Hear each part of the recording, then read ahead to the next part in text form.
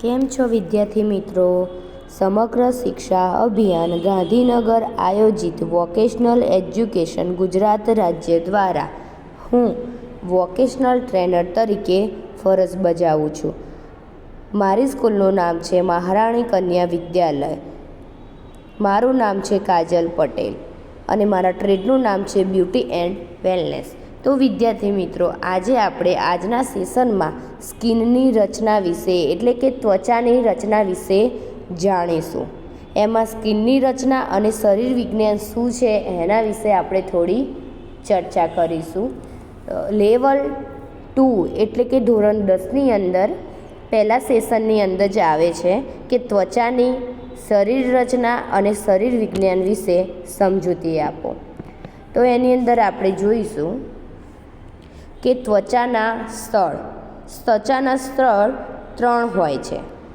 Epidermis એટલે કે બાહ્ય સ્તર, ડર્મિસ એટલે બાહ્ય ત્વચાનું નીચલું સ્તર અને હાઇપોડર્મિસ એટલે કે આંતરિક સ્તર. તો સ્કિનના લેયરમાં આપણે આ રીતે જોઈ શકો છો. જે ઉપરના આપણા હેર ગ્રોથ છે એને એપિડર્મિસ કહેવાય છે, જેના આપણે ટચ કરી શકીએ છીએ એટલે એનું નામ આપ્યું છે બાહ્ય ત્વચા. ડર્મિસ એટલે એના નીચેનું લેયર અને હાઇપોડર્મિસ એટલે અંદરનું લેયર.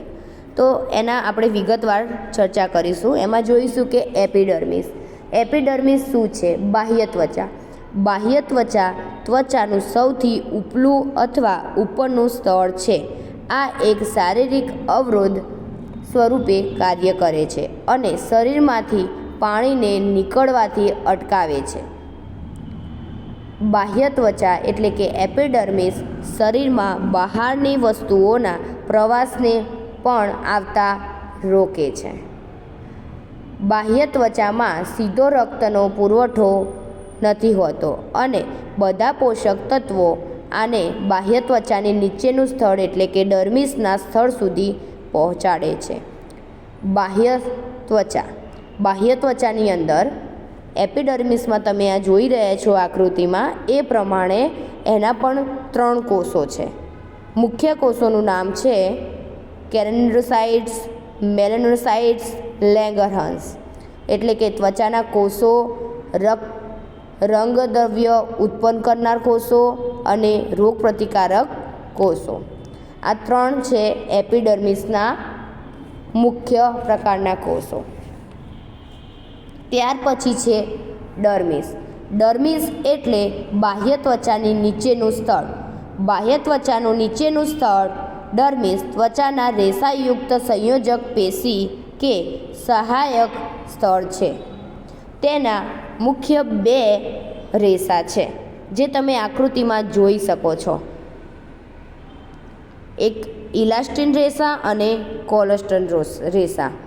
તો કોલેજન રેસા એટલે આ પ્રકારના રેસા બાહ્ય ત્વચાની નીચેનું સ્તરમાં મોટા પ્રમાણમાં જોવા મળે છે.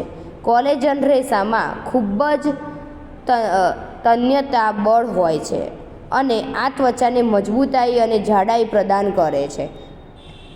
ત્યાર પછી છે ઇલાસ્ટિન રેસા. આ પ્રકારના રેસા ત્વચાને ઇલાસ્ટિન અને ત્વચાનું અનુકૂળતાના ગુણ પ્રદાન કરે છે.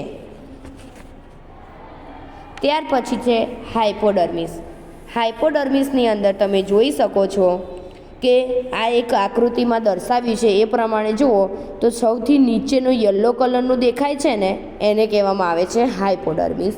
તો હાઇપોડર્મિસ એટલે કે આંતરિક ત્વચા. એનું બીજું પણ નામ છે સબક્યુટિસ. આંતરિક ત્વચા એક ચરબીવાળું સ્તર છે જે બાહ્ય ત્વચાની નીચેનું સ્તર છે અને બાહ્ય ત્વચાની નીચે આવેલું છે. આ ત્વચાની નીચેની પેશીઓ હાઇપોડર્મિસ કે પેનિક્યુલ્સ પણ કહેવામાં આવે છે. આંતરિક ત્વચામાં મુખ્યત્વે ચરબી, કોષો, ચેતાઓ અને રક્તવાહિનીઓ હોય છે. તો વિદ્યાર્થી મિત્રો, આજના સેશનમાં આપણે જોયું કે સ્કિનના લેયર અલગ છે અને સ્કિનના પ્રકાર પણ અલગ છે. સ્કિનના પ્રકાર આપણે આગળના યુનિટમાં ભણીશું, પણ અત્યારે આપણે ચર્ચા કરી સ્કિનના લેયર. સ્કિનના લેયર કેટલા છે? 3 છે. એપિડર્મિસ, ડર્મિસ અને હાઇપોડર્મિસ. એની ચર્ચાવાર વિગત કરી કે કયા કોષોનું કાર્ય શું છે, આપણી સ્કિનની અંદર કેવી રીતે કામ કરી રહ્યા છે, એની વિગતવાર આપણે ચર્ચા કરી. તો વિદ્યાર્થી મિત્રો, મેં જે તમને માહિતી આપી એ તમે શાંતિથી સાંભળી માટે આભાર. Thank you.